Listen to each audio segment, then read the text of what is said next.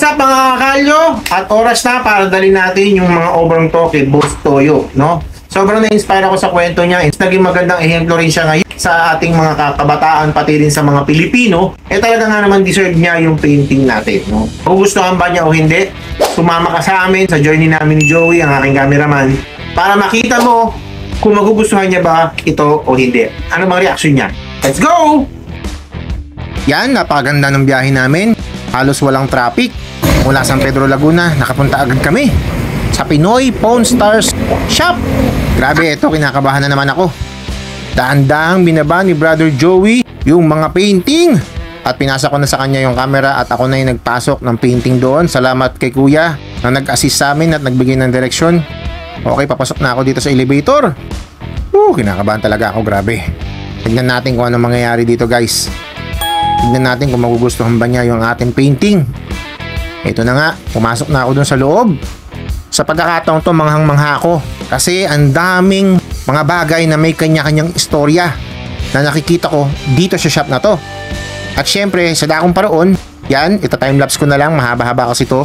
Nakita ko yung area kung saan sila nagtitape or nagbi-video ng Boss Gold by Boss Toyo. Nakita ko rin yung mga kasama ni Ma'am Joy. Maraming salamat sa kanila kasi habang naghihintay tayo kay Boss Toyo, in-entertain nila ako para pumili para ma-experience man lang yung mga ginto. Picture na. Manifest. Sige, manifest. Oh, let's go.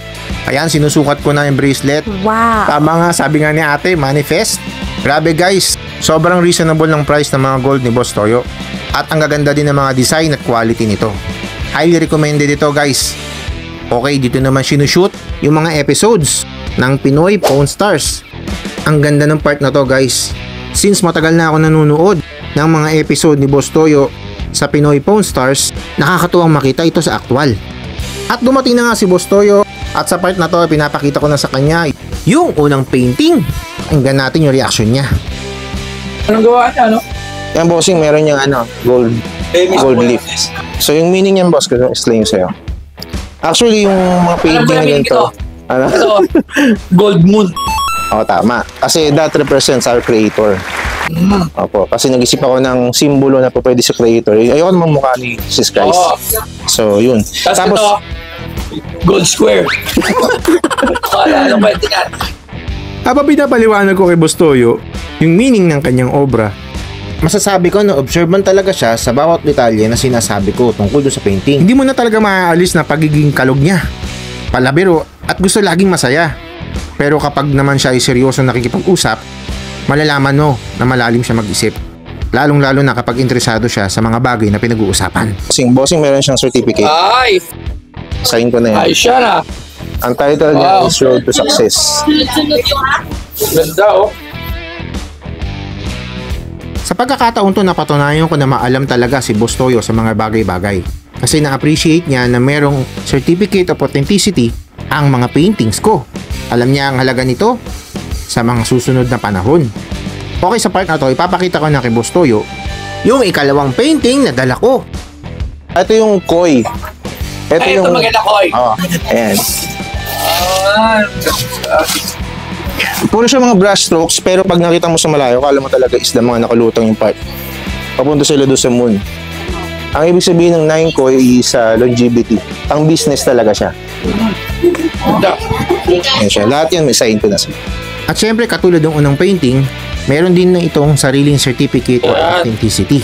Ito ay isang proof na ang painting na hawak niya ay legit na gawa ko. Ganda. Ito lang. Sana pagdating ng araw, mahal na yung painting mo.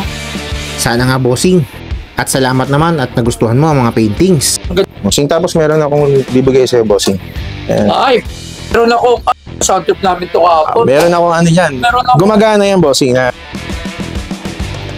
Yan bossing sa'yo yan. May souvenir ka na sa Pawn Star. Ayan, kaya picture natin dyan. Walang iba. 1, 2, Nagdala rin ako ng mga cassette tapes na pinapirmahan ko kay Bossing Toyo. Katulad niya, idol ko rin kasi si Mr. Francis Magalona. Isasama ko ito sa aking mga koleksyon. Yan, maraming salamat. Maraming salamat. Salamat. Maraming salamat din, bossing. Baka nyo si Joel Calalo sa Arching. Malupit to. Salamat. Ang ganda. Para ka ng si ano? Sino? Michelangelo. Ang Ninja Turtles. Yan, dali.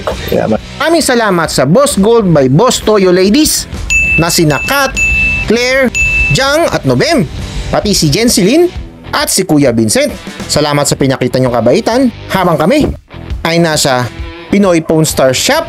At syempre maraming salamat kay Boss Toyo. Salamat bossing sa pag-appreciate sa aking artworks. At sana i-enjoy nyo ang mga obrang ito. Muli maraming salamat sa opportunity bossing. Hanggang sa uulitin.